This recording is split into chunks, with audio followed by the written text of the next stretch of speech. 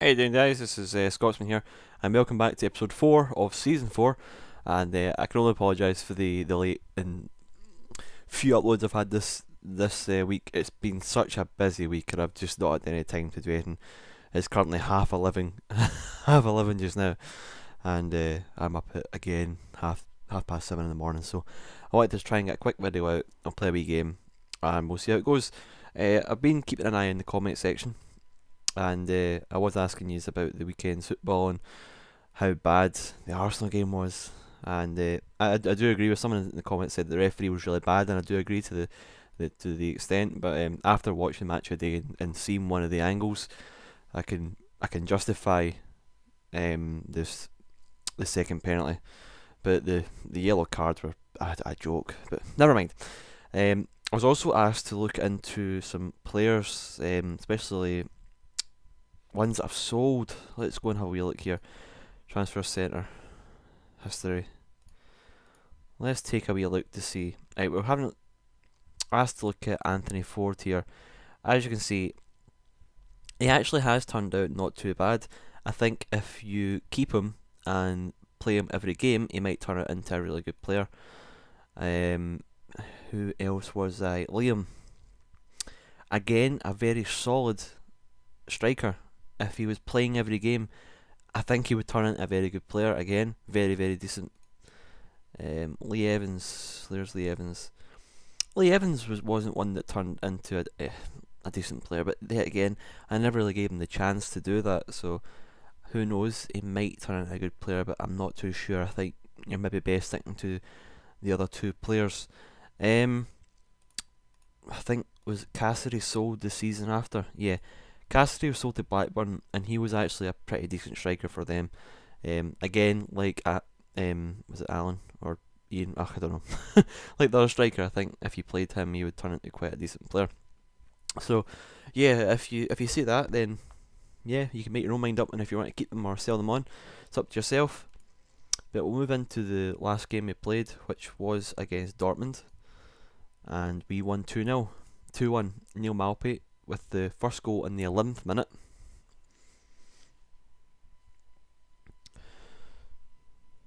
Here we go. Dave getting it down to Tony Watt. Plays a lovely through ball to Malpe, who beats his man, and what a shot that is at the near post. I apologise if I seem to have a lisp tonight. I have got the huge ulcer on the tip of my tongue, and it's really, really annoying to talk with. So he's the second goal of the game at 25th minute. Lorenzo here getting the ball to Tony Watt, who plays a nice through ball again to Malpe, who makes it 2-1. So things are actually going okay this season. The only thing I'm disappointed about is the fact that I've not been able to get on as much, and it might seem as if I've lost interest, but don't worry guys, I haven't lost interest. It's just the fact that I've had a lot to do this week. I'm hoping that once I get into the swing of things and get used to my shift patterns, that I will be able to allocate some time as much as I can to getting these videos out as regular as I can. And hopefully, I cannot wait for FM14. That game is FM14, FIFA 14, probably the only game I'm going to buy in the upcoming future. So anyway, we're going to move into the game, and let's have a look at my team first, because I do have a couple of injuries, and it's both to the left back position, which isn't great, but never mind. Let's see what we can do. Abdenmark again.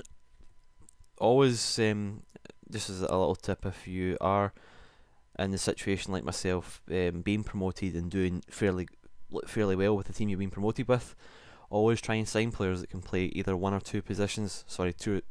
Two or three positions, because the more players you have that can play numerous positions, the easier it's going to be to rotate your team. Because having players that just have one set position, it can be quite difficult at times to field teams that are going to do damage, if you know what I mean. You need to have players all around the pitch that can play different positions, because I've got a small team and it has been difficult this season. I didn't bring as many players as I wanted to, but never mind. We'll jump into this game and hopefully we can come with a win. Now, I wanted to talk a wee bit about FM14.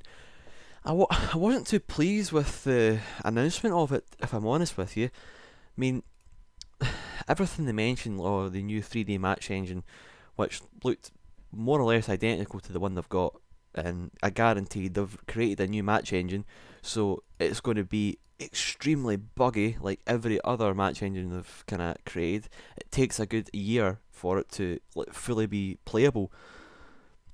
A lot of people wait until April before they even buy FM because that's when the final update's out. I don't. It just seems that instead, I mean, FM14 could have been a fantastic game if they kept everything the way it is and just worked on the small niggling bugs that are still in the game.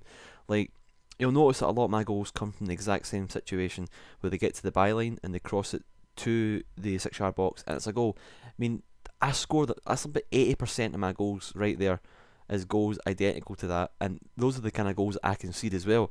I mean, that is something they really need to fix. Given their due, they have done it a lot with set pieces where the corner goals are not as prominent as they used to be. I mean, I remember FM08 having Sergio Ramos and 42 goals in the league alone. So, anyway, they were on about as well that they've got contract negotiations. They've added some new things to contract negotiations, which one of them I quite liked. It was what was it again? Yeah, for example, if you remember this last year, Man United signed Wilfred Zaha from Crystal Palace, and then they loaned him straight back. Well, you can now do that through the negotiations. Like, if I buy that player for 10 million, you can have him back until the end of the season, which I personally think is a fantastic addition to the negotiations because it really opens up doors for you to build that youth. If you are a big team, you can build that youth squad by doing that. It's a good bargaining tool to keep that player at the other team for maybe a year, maybe even 2 years, where they're going to get first team football and progress to be a good player. There was a couple of things. I mean, there's again thousands of new animations in the pitch and all the rest of it, which doesn't really concern myself because I only really play it in 2D because I'm used to FM07, FM08. So yeah, like I was saying, I wasn't really too over the moon with the announcement. I know it's early days and it was their first announcement, but I feel that they've only really announced one really new thing, which was that kind of negotiations thing. I think one of the main things they're trying to do this year is work really hard on the text aspect of it. Like you see that goal for Wolves at the bottom of the screen, that they're working all of that to make it look more real, because at the moment everything's the same. It's really difficult. I mean, I don't know if any of you have come across a situation where, oh, here we go, we're going to get another goal. Oh, good save by Fielding. Yeah, if any of you have come across a situation where you've got a player who's annoyed at you because you're not playing him, and you go in and you say, "I'll apologise, it won't happen again," and then he goes off in one, it's like, I don't think that you're being very fair. And it's like, wait a minute, that doesn't make any sense. It makes no sense at all. Half the things you do when you're talking to players makes no sense whatsoever. So, I think that is one of the main things they're working on, which I'm really excited about that, because I would love to be involved in doing media conferences and talking to my players as much as I possibly could, because I want to be involved in my team of Football Manager. That's why I play the game. But I don't feel that you can actually do that in this one, because everything's just so generic. It's so boring. They really need to kind of spice it up a bit. So I'm looking forward to that, and hopefully it'll be. I'm hoping it'll be a really good game, and I hope there's not a lot of bugs when it first comes out, because every other FM there's just been bugs everywhere, every corner. But yeah, let us know what you thought about the FM announcement. I don't think they've got a release date yet. It's normally the end of September, so we've not got that long to wait. It's just a month and maybe about 6-7 weeks before it's out, I'd imagine, and the demo should be out 2 weeks before it. But yeah, let me know what you thought of the announcement, if there was enough information in there for you, if you've seen some of the screenshots as well. And I've seen some of the screenshots, and it looks, I suppose you can't really change the game that much. It's Football Manager at the end of the day. They're always going to look pretty much the same. I think they need to do a lot of work on the attributes though for players. I feel that over the last 2 or 3 years that's been a huge setback for me buying a game, when every player just looks the same. There's no changes in attributes. I remember the prime example of that was Junior Hoyet when he had an absolutely fantastic season at Blackburn, and he actually got worse in the next FM, and I don't understand, because he was so good that season, and I was looking forward to getting him and using him, and it was just like, why would he even use him? He's only got pace. There's nothing else to him. So yeah, I do think they need to do an awful lot of work on player attributes and making sure that they're putting effort into changing players, making it different for people, because they need to change things up every now and then. And we are pumping Stoke right now. Fantastic show from Malpe. We'll make a substitution here. Quick sub. Let's bring on. Yeah, we'll go with that, and we'll bring on Billy Mackay. But yeah, I just wanted to talk to you a wee bit about FM14, and always again, just comment below your thoughts about it, or if there's maybe something that I've not mentioned that you've seen about it and you want to let me know. That would be fantastic, and I'll try and raise it in the next episode, which should be near the end of the week. I don't know if I'll be getting up one tomorrow, because again, it's going to be quite a long day for me, but we'll see what we can do. But anyway, guys, we're back to the game now that I've got that rant out of the way, and yeah, I'm trying to mix up these commentaries now so that I'm not just commentating over the football. Start talking about stuff as well, because we are starting to grow a channel. We've now got 58 subscribers, which I'm very happy about, and I'm going to be pushing towards 100 by next week, so you'll probably see me commenting on a lot of videos and a lot of forums about it all, and asking people to come watch and see what the big deal is, and hopefully we can get some people coming in. And we've got another injury. 3 injuries this game. That's not great. That's just not great. I think another thing I wanted to talk about was, do you think that if there is any Arsenal fans watching this video, I mean, like myself, what's your thoughts on Wenger? Do you think that his time's come up? I know it's only one game into the season, but it's such a disappointing transfer window, and that offer on Kabay today was just a disgrace. I mean, 10 million's not really. And I think they paid pretty much near that anyway, did they not? I don't know.